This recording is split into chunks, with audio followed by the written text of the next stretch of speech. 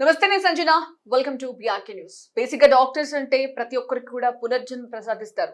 But ఈ case ఇలాంటి case కాదనమాట. ఎంతో హార్డ్ వర్క్ తర్వాత సక్సెస్ఫుల్ గా ఒక సంవత్సరం తర్వాత ఈ సక్సెస్ ని బయటికి అనౌన్స్ చేశారు. సో అనౌన్స్ చేసిన వెంటనే కూడా ప్రతి ఒక్కరు క్యూ కట్టారు. అసలు ఏంటి, వాట్ ఈస్ వాట్ అని చెప్పేసి, అసలు సర్జరీ ఏంటి, ఎవరూ చేయలేని పని ఈ డాక్టర్స్ చేశారు. సో అదేంటో తెలుసుకునే ప్రయత్నం చేద్దాం. ప్రస్తుతం మనతో పాటు ఉన్నారు యూరాలజీ కన్సల్టెంట్ డాక్టర్ రవిశంకర్ గారు, అలాగే plastic surgeon specialist Madhu Vinay గారు. సో వారితో మాట్లాడి వారి మాటలను తెలుసుకునే ప్రయత్నం చేద్దాం. నమస్తే సార్.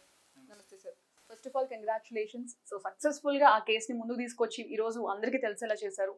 సో ఏంటి సార్ అసలు ఈ బాబుకి మామూలుగా ముస్లిమ్స్ రిచువల్ సర్కంసేషన్ అంటే వాళ్ళ రిలీజియన్ లో ఉంటుంది కాబట్టి సుంతి ఆపరేషన్ అనేది అందరూ ముస్లిమ్స్ అందరూ చేయించుకుంటారు. అట్లాగే ఈ బాబు కూడా 4వ సంవత్సరంలో ఈ ఆపరేషన్ చేస్తూ ఉండగా ఒక మిస్హ్యాప్ అంటే ఇది జరిగింది. ఆయన ఆర్గన్ అంతా పూర్తిగా పురుషాంగం పూర్తిగా తెగిపోయింది. ఆ తెగిపోయిన బ్లీడింగ్ కి దాన్ని ఆపడానికి వాళ్ళు మందులు, అవి చెట్ల మందులు కానీ అవి అంతా వేయడం వలన ఇన్ఫెక్షన్ వచ్చి ఉండేది కూడా ఇంకా పూర్తిగా పోయి ఇంకా ఎక్కువ డ్యామేజ్ అయిపోయి కంప్లీట్ గా పోయింది. అట్లాగే కష్టపడుతూ మూత్రం పోస్తా ఉన్నాడు. 17వ సంవత్సరం వచ్చేటప్పటికి ఆ మూత్రం కూడా ప్రాబ్లం వచ్చి అది పూర్తిగా ఆగిపోయింది. సో 4 years లో జరిగింది. ఇప్పుడు 17 years వరకు దాన్ని ఎలా ప్రొలాంగ్ తీసుకుని వచ్చారు. ఓకే. సో ఆ 17వ ఏట మూత్రం పూర్తిగా ఆగిపోయేటప్పటికి అక్కడ లోకల్ గా వాళ్ళ దేశంలో ఉండే డాక్టర్స్ చూసి కృత్రిమంగా కింద నుంచి బీర్జాలకి మోషన్ వచ్చే పైప్ కి మధ్యలోంచి దారి తయారు చేసి మూత్రం అక్కడి నుంచి వచ్చేటట్టు తయారు చేసి బాబుని సెట్ చేశారు అక్కడ వాళ్ళకి వీలైనంత. అక్కడి నుంచి ఆ పరిస్థితిలో ఆ బాబు మా దగ్గరికి వచ్చాడు. మేము ఇక్కడ అన్ని పరీక్షలు అన్ని చేసుకొని చూసి పూర్తిగా అంగం తెగిపోయింది, దాన్ని ఎట్లాగా మనం మళ్ళీ తయారు చేయాలి అనేది నేను మధు వినయ్ డాక్టర్ గారు ఆలోచించి దాన్ని ఎట్లా చేయాలి అని అంతా తెలుసుకొని చూసుకొని మేము ప్రొసీజర్ కి ప్లాన్ చేసామండి. ప్రొసీజర్ లో మూత్ర నాళాన్ని రిపేర్ చేసాము. ఓపెన్ చేసిన తర్వాత లోపల పెద్దగా రాళ్ళు ఉన్నాయి. ఆ స్టోన్స్ వల్ల ఆయనకి మూత్రం ఆగిపోయింది. కానీ వాళ్ళకి అక్కడ తెలియక కింద నుంచి మళ్ళీ వేరే దారి తయారు చేశారు. ఓకే. అంటే డాక్టర్స్ ఎవరు కన్సల్ట్ చేయకుండా వీళ్ళే తీసుకున్నారా, లేదంటే డాక్టర్స్ కూడా చెక్ చేసి అలా చేయలేదా? అంటే అక్కడ వాళ్ళ దేశంలో ఉండే డాక్టర్స్ కి వాళ్ళకు ఉండే ఫెసిలిటీస్ కి అవి చూసుకొని వాళ్ళ దీంట్లో వాళ్ళకి వీలైంది వాళ్ళు చేశారు అక్కడ. ఇక్కడికి వచ్చిన తర్వాత మేము ఆ స్టోన్స్ అన్ని తీసేసి తర్వాత మళ్ళీ మూత్రనాళాన్ని అంతా సెట్ చేసి అంగం చాలా చిన్నగా ఇంత సైజ్ లోనే మిగిలిపోయింది. మిగతాదంతా అంటే లైక్ ఆ ఏజ్ నుంచి ఏజ్ వరకు వచ్చేసరికి ఇంకా అది తగ్గుకుంటూ వచ్చేసిందా? లేదు, అసలు మామూలుగా సర్జరీ దాని తర్వాత వచ్చిన ఇన్ఫెక్షన్స్ వల్ల అట్లా అయిపోయింది. ఓకే. సో అక్కడి నుంచి మేమంతా సెట్ చేసి తర్వాత మధు వినయ్ గారికి ఆ కేస్ ని హ్యాండ్ ఓవర్ చేసాం అన్నమాట. ఓకే. సో అది ఎట్లా తయారు చేశారు అనేది తను చెప్తారు. అంటే యూరిన్ బ్లాడర్ నుంచి యూరిన్ బయటకు రావాలి. ఆ వెయిన్ మొత్తం సార్ వాళ్ళు క్రియేట్ చేశారు. స్టోన్స్ చేశారు. ఎక్స్టర్నల్లీ తీసుకొచ్చాం అనమాట. సో మనం ప్లాస్టిక్ సర్జరీ సైడ్ నుంచి మేము మొత్తం టోటల్ ఆర్గాన్ రికన్స్ట్రక్ట్ చేసాము. అది ఎలా రికన్స్ట్రక్షన్ టెక్నిక్ ఉంటుంది. ఫోరామ్ ఫ్లాప్ అని రేడియల్ ఫోరామ్ ఫ్లాప్. సో చెయ్యి మీద చర్మం మొత్తం తీసుకుంటాము. స్కిన్ అండ్ ఫ్యాట్ కింద దాని స్కిన్ సప్లై చేసే నర్వ్స్ సర్వైవ్ అవ్వడానికి బ్లడ్ వెజల్స్ తీసుకొని ఒక చిన్న స్ట్రిప్ వదిలేస్తాం. 3 centimeters స్ట్రిప్ వదిలేస్తాం. సో దట్ హ్యాండ్ కి ఏమి స్వెల్లింగ్ కానీ లింఫెడిమా అంటారు ఆ కండిషన్స్ కానీ రాకుండా ఉండడానికి తీసుకుంటాం. ఈ స్కిన్ తీసుకుంటాం కదా, ఈ స్కిన్ ని మనము షేప్ ఇంటూ పెన్ షేప్ అంటే పెన్ అంటే ఎలా అంటే ట్యూబ్ లాగా ఉంటుంది. సో యూరిన్ బయటికి రావడానికి ఆ ట్యూబ్ ఉంటుంది. ఆ పైన మొత్తం కవర్ ఉండి ఇంకో ట్యూబ్ లాగా.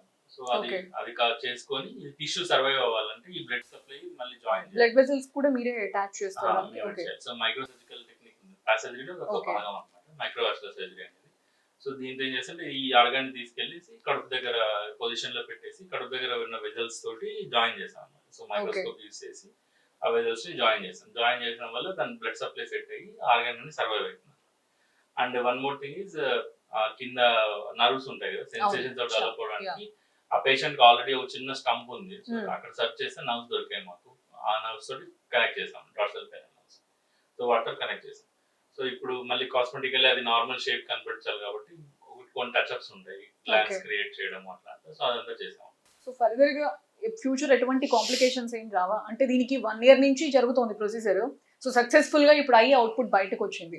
సో ఫర్దర్ గా ఎటువంటి కాంప్లికేషన్స్ కానీ ఫ్యూచర్ లో పెయిన్స్ కానీ, ఇప్పుడు ఆల్రెడీ మీరు చెప్పారు వాళ్ళు ప్రాపర్ గా చేయకపోవడం వల్ల ఇన్ఫెక్ట్ అయ్యి ఇంత ప్రొలాంగ్ అయిందని చెప్పేసి. అంటే సర్జరీ అయిన తర్వాత పేషెంట్ గా స్టోన్స్ ఉండడం వల్ల కొద్దిగా ఇన్ఫెక్షన్స్ అవి ట్రబుల్ అయ్యారు పేషెంట్. సో చిన్న హోల్స్ ఫామ్ అవడం అలా అయ్యాయి. సో సార్ వాళ్ళు కలిసి డీల్ చేసి వాటిని క్లోజ్ చేసేసారు, మళ్ళీ ఆ ఇన్ఫెక్షన్ కూడా కంట్రోల్ చేసేసారు. అండ్ తర్వాత ఇప్పుడు ఓవరాల్ గా 1.5 year అట్లా అయిపోయిన తర్వాత ఇంకే కాంప్లికేషన్స్ లేవు అన్నప్పుడు ఇంప్లాంట్స్ అనేవి అమర్చారు. సో ఇప్పుడు తనది 17 years ఏజ్.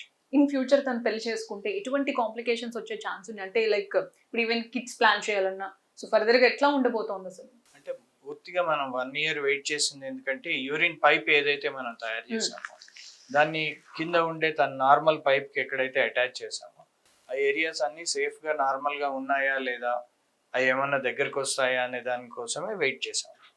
సో ఏంటంటే ఒక చిన్న రంధ్రం ఒకటి పడింది మనం తయారు చేసిన కొత్త ట్యూబ్లో. సో దాన్ని రిపేర్ చేసాము. తర్వాత ఈ ఎక్కడైతే జాయిన్ చేసామో ఆ ఏరియా కూడా నేరో అయింది, మళ్ళీ అక్కడ మళ్ళీ సర్జరీ చేసి దాన్ని కూడా మళ్ళీ సెట్ చేసాము. ఇవన్నీ అయిన తర్వాత తను ఫ్రీగా మూత్రం పోస్తున్నాడు, ఇంకేం ప్రాబ్లం రాదు అన్నప్పుడు అప్పుడు నెక్స్ట్ సంసార జీవితానికి పనికి వచ్చేటట్టు ఆర్గన్ లో ఎరెక్షన్ వచ్చేటట్టు సిలికాన్ రాడ్స్ అమర్చాం అన్నమాట. అది లాస్ట్ సర్జరీ అయింది. సో ఇప్పుడు ఈ సిలికాన్ రాడ్స్ అమర్చిన తర్వాత ఇప్పుడు తను పెళ్లి చేసుకోవచ్చు, పిల్లల్ని కనొచ్చు, ఇవన్నీ చేయడానికి పాసిబిలిటీ ఉంటుంది. సో ఇప్పుడు తనకి ఎటువంటి కాంప్లికేషన్స్ వచ్చినా అంటే తను మీ అబ్జర్వేషన్ లోనే ఉంటారా కొన్నాళ్ళంటే? లైక్ మీరు మీ ప్రికాషన్స్ ఏవైతే ఉన్నాయో మెడిసిన్స్ ఇవన్నీ కూడా మనం చేసిన ఈ వెయిటింగ్ పీరియడ్ అంతా ఏంటంటే మా అబ్జర్వేషన్ కోసం. ఓకే. సో ఇప్పుడు ఇంకా 1 month అయింది ఈ సర్జరీ చేసి. నౌ ఈజ్ ఓకే, పెయిన్ అదంతా తగ్గిపోయింది, అంతా నార్మల్. సో అందరూ ఇప్పుడు నార్మల్ హ్యూమన్ బీయింగ్స్ ఎలా ఉన్నారో తను కూడా ఇప్పుడు అన్ని తన యాక్టివిటీస్ అన్ని తను చేసుకోవచ్చు. సో బేసిక్ గా అథ్లెట్స్ ఉంటారు, ఎవరైనా గేమ్స్ అట్లాంటి ఫిజికల్ యాక్టివిటీస్ చేసే వాళ్ళు ఉంటారు. సో అటువంటి వారికి ఏమైనా బరువు పనులు చేసినా కూడా ఏమైనా పెయిన్ రావడం అట్లాంటివి ఏమైనా ఉంటాయా? బాబు నార్మల్ పర్సన్ లాగే అన్ని పనులు చేసుకోవచ్చు, everything will be fine. So basic గా మనం ఈ సిచ్యువేషన్ ని ట్రాన్స్జెండర్స్ లో వింటూ ఉంటాం, male to female, female to male మారడానికి. సో అది కష్టంగా ఉంటుంది, ఇది కష్టంగా ఉంటుందా? ఇదే టఫ్ గా ఉంటుంది అయిందమ్మా, ఎందుకంటే ఇందులో మనం రిపీటెడ్ సర్జరీస్ చేయాల్సి వచ్చింది. స్టోన్స్ గురించి అదంతా మళ్ళీ కింద యూరిన్ పైప్ అంతా డ్యామేజ్ అయిపోయింది, అదంతా మళ్ళీ రిపేర్ చేయడానికి ఇదే టఫ్ అయింది. ట్రాన్స్జెండర్స్ కంటే మామూలుగా ఫీమేల్ టు మేల్ కన్వర్షన్స్ వాళ్ళకి సర్జరీ చేస్తుంటాం అన్నమాట. అంతమంది రారు, తక్కువ మంది వస్తారు. సో బేసిక్ గా కొంతమందికి ఇట్లాంటి ప్రాబ్లమ్స్ ఉన్నా కూడా షై ఫీలింగ్ ఉంటుంది. ఫస్ట్ ఆఫ్ ఆల్ కన్సల్ట్ చేయరు. ఇప్పుడు మీరు అన్నారు కదా చెట్టు వైద్యం, సంథింగ్ నాటు వైద్యాలు ఏవో ఒకటి చేస్తూ ఉంటారు. అది ఎటువంటి ఇంపాక్ట్ చూపిస్తుంది, ఎట్లా ఇన్ఫెక్ట్ అవుతుంది అసలు నెగ్లెక్ట్ చేయడం వల్ల, హాస్పిటల్కి వెళ్ళకపోయి చూపించుకోకపోవడం వల్ల? ఇప్పుడు ఆల్రెడీ తను నెగ్లెక్ట్ చేశాడు, ఆల్రెడీ అక్కడ డాక్టర్స్ ఏదో సంథింగ్ సర్జరీ ఎక్కడో చేయాల్సింది చేశారు, సో దానివల్ల ఒక పైప్ వేయాల్సి వచ్చింది. సో ఇన్ ఫర్దర్ గా ఎవరికైనా ఇటువంటి కాంప్లికేషన్స్ కానీ ప్రాబ్లమ్ కానీ ఉంటే వాళ్ళు ఏం చేయాలి అసలు? అంటే బేసిక్ గా ఇట్లాంటి కాంప్లికేషన్స్ మనం అవాయిడ్ చేయాలి. ఒకటి ఏంటంటే బయట ఆర్ఎంపీస్ దగ్గర కానీ అన్ట్రైన్డ్ పీపుల్ దగ్గరికి కానీ వెళ్ళి ఈ సుంతి ఆపరేషన్స్ కానీ ఇట్లాంటివి సెన్సిటివ్ ఆర్గన్స్ మీద సర్జరీలు చేయించుకోకూడదు, అదొకటి. రెండవది ఏంటంటే మిషనరీ ఆపరేటర్స్ వాళ్ళ దగ్గర కూడా ఈ యాక్సిడెంట్స్ అవి చూస్తుంటాం. రన్నింగ్ మిషనరీ దగ్గర క్లోజ్ గా కేర్లెస్ గా ఉంటే కూడా ఇట్లా పెన్నిస్ ని మిషన్ లోపలికి లాగేయటము ఇట్లాంటివి కూడా చూస్తుంటాం. మూడోది ఏంటంటే మన వాళ్ళు సరిగ్గా క్లెన్లీనెస్ మెయింటైన్ చేయక, మేల్ ఆర్గన్ ని సరిగ్గా క్లీన్ గా పెట్టుకోక, రోజు వాష్ చేయకుండా ఉండడం వల్ల ఫినైల్ క్యాన్సర్స్ అంటే అంగానికి క్యాన్సర్ వస్తుంది. ఆ టైంలో కూడా ఈ అంగాన్ని తీసివేయాల్సి వస్తుంది. ఒక్కొక్కసారి పూర్తిగా తీసేస్తారు, ఒక్కొక్కసారి చిన్న స్టంప్ మిగులుతుంది.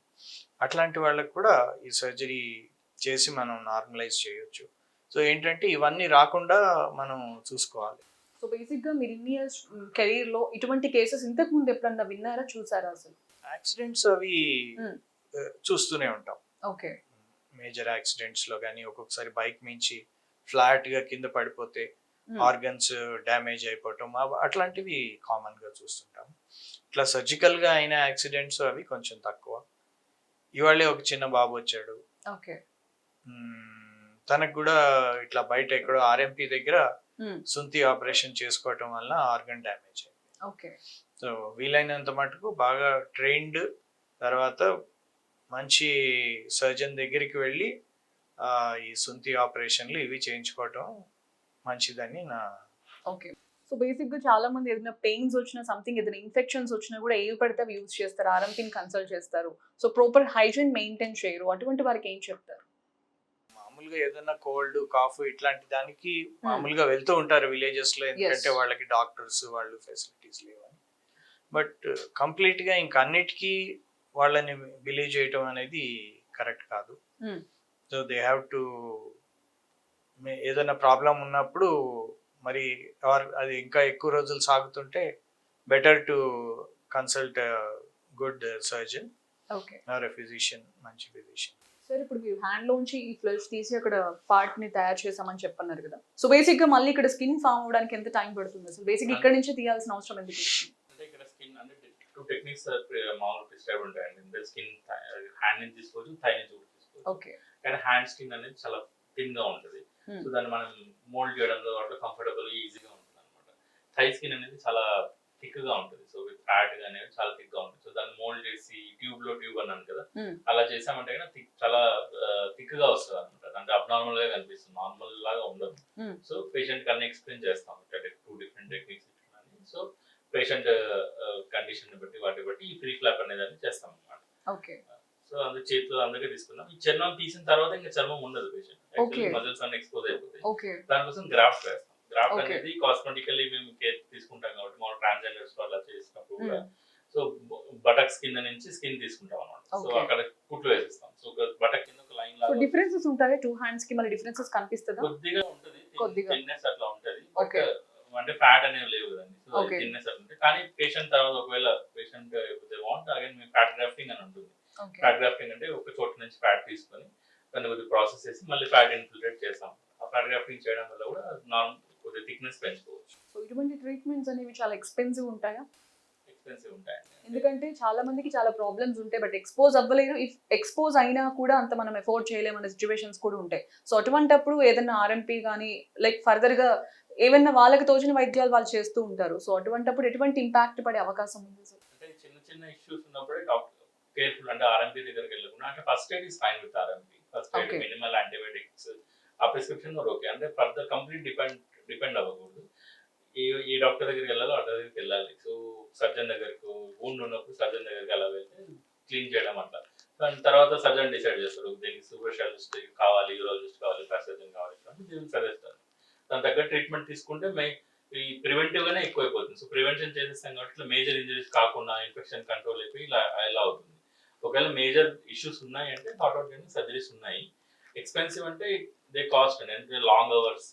అది ఒక సో అందరికి ఇదే క్వశ్చన్ మార్క్. ఇప్పుడు చాలా మందికి ఉంటుంది, ఇన్సూరెన్స్ ఉంటుందా, దీనికి ఈఎంఐ ఫెసిలిటీస్ ఉంటుందా, రాయితీ ఉంటుందా, ఏమైనా కార్డ్స్ ఏమైనా యాక్సెప్ట్ చేస్తారని చెప్పేసి కూడా చాలా మంది క్వశ్చన్ మార్క్ ఉంటుంది. సో అటువంటి వారికి ఏం చెప్తారు? Insurance reconstructive procedures insurance cover ఉంటుందండి. సో ఇంక్లూడెడా ఇది ఇప్పుడు ఈ టాపిక్ ఏదైతే ఉందో అది ఇంక్లూడెడా దానికి? పెనల్ రీకన్స్ట్రక్షన్ ఇంక్లూడ్ అవుతాయి. ఓకే. ఆల్ ప్లాస్టిక్ సర్జరీలో కాస్మెటిక్ ఇప్పుడు ఇంక్లూడ్ అవ్వవు ఇన్సూరెన్స్ లో. రీకన్స్ట్రక్టివ్ సర్జరీస్ కాబట్టి ఇంక్లూడ్ అవుతాయి. సో పేషెంట్ మా దగ్గర మామూలుగా ఈ పెనల్ కంప్లైంట్ అంటే యాక్సిడెంట్స్ తో, తర్వాత సైకాట్రిక్ పేషెంట్స్ అయితే కట్ చేసుకోవడము, ఇట్లా అసాల్ట్ కేసెస్ కట్ చేసి గొడవలు జరిగినప్పుడు కట్ చేస్తారు, ఇట్లా వస్తారనమాట. వి ట్రై టు అప్పటికప్పుడు జాయిన్ చేసేకి ట్రై చేస్తాం. అప్పటికప్పుడు అయిపోతుంది. ఒకవేళ అది ఫెయిల్ అయ్యి లేదా పేషెంట్ మా దగ్గర రాలేకపోయేట్లయితే దెన్ ఈ ప్రాసెస్ కూడా చేయొచ్చు. సో అంటే మోస్ట్లీ పెనల్ క్యాన్సర్స్ ఇవన్నీ కూడా యంగ్ మేల్స్ లో వస్తూ ఉంటాయి. సో లైఫ్ లాంగ్ ఇంకా మోస్ట్లీ 30s లో ఎక్కువ చూస్తాం ఇవి. సో ఆ తర్వాత లైఫ్ లాంగ్ మేల్ ఆర్గన్ లేకుండా అలా ఉండకుండా, so this is one solution అనమాట. సో పెనల్ రీకన్స్ట్రక్షన్ చేస్తాం, తర్వాత ఇంప్లాంట్స్ వేసిన తర్వాత they can lead normal life. అంటే పీనైల్ క్యాన్సర్ అవేర్నెస్ ప్రోగ్రామ్స్ అట్లాంటివి కూడా చేస్తుంటారు. బట్ ఏంటంటే ఇట్లా సర్జరీ అయిన తర్వాత మళ్ళీ ఆర్గన్ ని రీకన్స్ట్రక్ట్ చేయవచ్చు అనేది కూడా మనం చాలా మంది డాక్టర్స్ కూడా చెప్పరు పేషెంట్ కి. బేసిక్ గా ఇటువంటి కేసెస్ అనేవి చాలా రేర్ అండ్ రేరెస్ట్. అంటే ఎక్కడికో చూపించుకుంటారు, ఎఫోర్డ్ చేస్తారు, బట్ ఇక్కడే మనకు ఉన్నాయి అన్ని అవైలబుల్ గా, మనం ఇక్కడే చేయించుకోవచ్చు, ఇక్కడ కూడా మనకు సక్సెస్ రేట్ ఉందని చెప్పేసి కూడా ఎవరు గుర్తించారు. అసలు బేసిక్ గా మేము కూడా అంటే పెనిస్ రిమూవ్ చేసిన తర్వాత వాళ్ళకి ఇట్లాంటి ఒక చాయిస్ ఉంది అనేది కూడా మనం సరిగ్గా యా చెప్పము పేషెంట్స్ కి. So I think future it will develop. అందరూ ఫ్రమ్ నవ్ ఆన్ మేబీ మా డాక్టర్స్ కూడా చెప్తారేమో. Thank you so much sir, thanks a lot. Thank you.